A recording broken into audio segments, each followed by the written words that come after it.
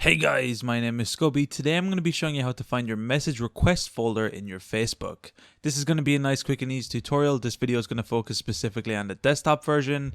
Let's jump right into this. So the first thing you want to do is open up your Facebook account, and from here you're going to be clicking on your messages icon on the top. From here you should see recent and message requests right here. If you click into your message requests, you should see a list of all your current message requests. You should be able to click into any of them and see what they currently said. And then from here you can also accept or deny depending on what you want to do with your message request. By accepting, you will give the other person a notification and you'll also be able to message back and forth.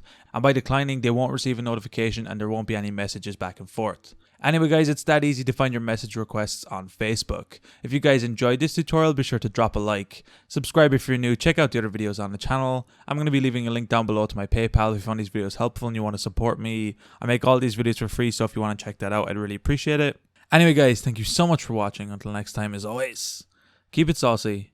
Peace.